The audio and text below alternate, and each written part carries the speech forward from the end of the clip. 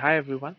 So in this video we will be solving the day 5 of the March Leetcoding challenge. So this is the question: average of levels in a binary tree. So we have been given a non-empty binary tree and we have to return the average value of the nodes on each level, and this should be in the form of an array. So we have this binary tree. So the output is a 3, 9 plus 2, 9 plus 20, that is 29 divided by 2, and 15 plus 7, that is 22 divided by 2, that is 11. So basically at every level we have to find the average of all the elements. Okay, so I think the question should be clear to you guys. I think there is not much complexity to the question. So let us check the approach which we will be using to solve this problem. So I think this is something which we have. This is the binary tree which is given to us. So what we can do is that we can do a depth first search, right? A depth first pattern. Sorry, not depth first. We can do it via depth first and breadth first as well. So both this approach can be used. But for simplicity, I think we will use the breadth first, wherein first what we can do is that we will take first element into the queue, and we will pop it out and we will see that there is only one element, so that would be our answer. So while we process this particular element, we will check if its left subtree has a node or its right subtree has a node or not.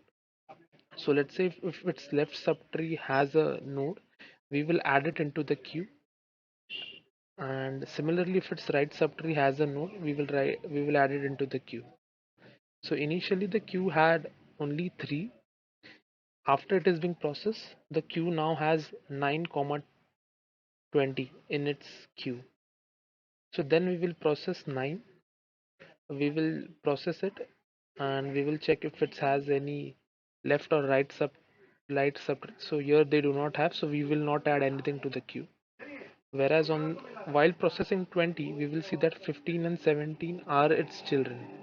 So we will add it to the queue, and then we will pop out this particular element as well, and that is how we will get this sum: 9 plus 20, which would be 29. And similarly, similar thing would be done for 15 and 7 node as well.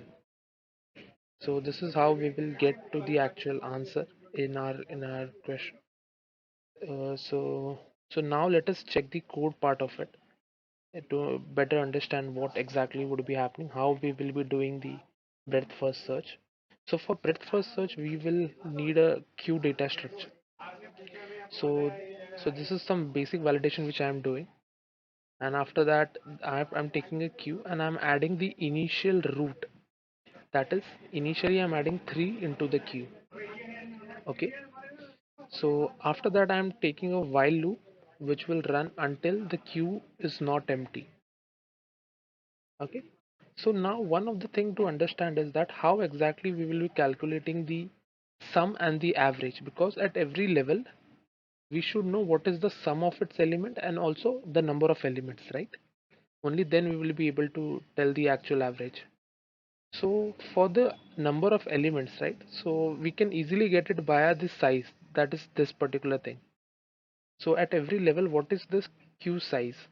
So let's say if at this level the queue size would be 2, at this level the queue size would be 2, at this level the queue size would be 1. So the first part, that is the number of elements which was required, we have got it. And after that what we can do is that we will iterate through the number of queues, right? Like through the size. Like let's say at this level there are 2 elements, so we will iterate both this nodes. Like we will iterate through all the elements at that particular level. Okay, we will pop out the element from the queue. We will add it to the sum variable which we have defined here, and also we are checking if it has the left subtree or no. If it has, we are again adding it to the queue. Also here we are checking the right subtree, if it has right subtree or no. If it has, we are adding it to the queue again. And once this inner for loop is over, we have actually processed one of the level. We have the sum, we have the number of elements. Now we just have to add the average into the result. So here is what we are doing it. A result dot add sum comma size. And once all the nodes, like all the full binary tree is being traversed, we finally get our answer into the result list, and then that is what we can return. So I think the code is very much similar to any basic breadth first search pattern if you see. So we can easily use that one to solve this particular problem. Talking about the time complexity is order of n, because we have to traverse all the elements at least once. So that is the time complexity. Talking about the space complexity would be, uh, let's say, order of m, where m would be the maximum nodes at a particular level. So at a particular level, whatever the maximum number of nodes which can be present can be represented as m, and that would be the space complexity. Because in the worst case, your queue size would be of uh, the maximum number of elements at a particular level. So yeah, so that is how you would represent the time and space complexity.